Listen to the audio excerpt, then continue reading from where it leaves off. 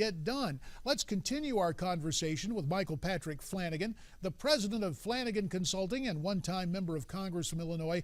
Michael, you were a congressman from Illinois. President Obama used to be a senator from Illinois. So sharing the same home state, do you have some friendly or maybe not so friendly advice for the president?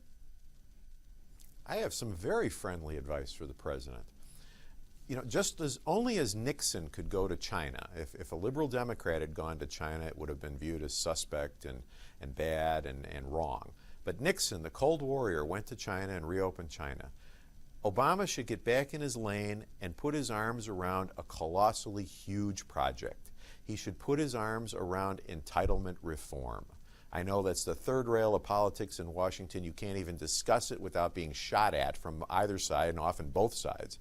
But if he were to stand up and say, I'm going to take on entitlement reform in its entirety, we are going to look at Social Security, Medicaid, and Obamacare all together in the same package, and I invite the Republicans to join me, they will reach up and take his hand like a small child grabbing mom's hand in the grocery store, and they will walk with him to any place he wants to go if he's serious.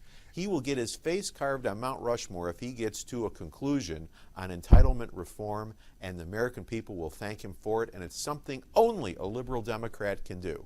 If he wants to have a worthwhile and functioning last 2 years, this is a great way to do it. It certainly would be dramatic. It could be profound. And if the right kind of reform was actually passed, it certainly could be something that would make a change for the better. However, you and I both know how vehement his constituencies view current entitlements. Would a less ambitious, more conciliatory, but still necessary step, such as tax reform, would that strike the same kind of note and get some cooperation from Republicans and from some, quote, mainstream Democrats?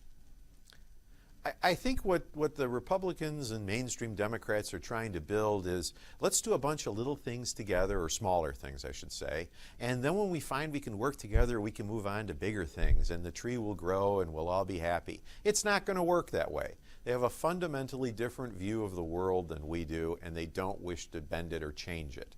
But if they want to take on something that they can work on in their own lane and try to affect, that has to be affected because it's going to bankrupt us soon, and even the Democrats admit that, this is the time to do it, with a Congress that's willing to make the hard votes and willing to do the things that need to be done.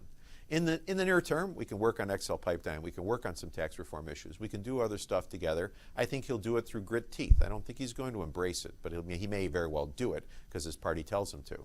But anything beyond that, there's no foundation for it, and I don't see it growing into anything else. This is going to be difficult for the next 2 years. 30 seconds. Speaker Boehner and Senator McConnell go over to the White House for lunch today. What should Speaker Boehner say to the president? If I were Speaker Boehner, I'd always gracious and always happy to talk to the president as John is. I mean, he's a terrific human being.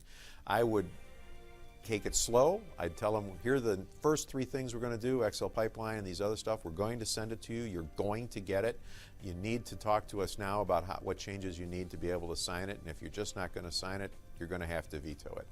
And I would take a tone of not how can we work together, but how we've tried to work together in the past, and now hear how it's going to be from our perspective. Please give us some feedback on that. Fair enough. We'll leave it there. Michael Patrick Flanagan, our thanks, and we'll be right back.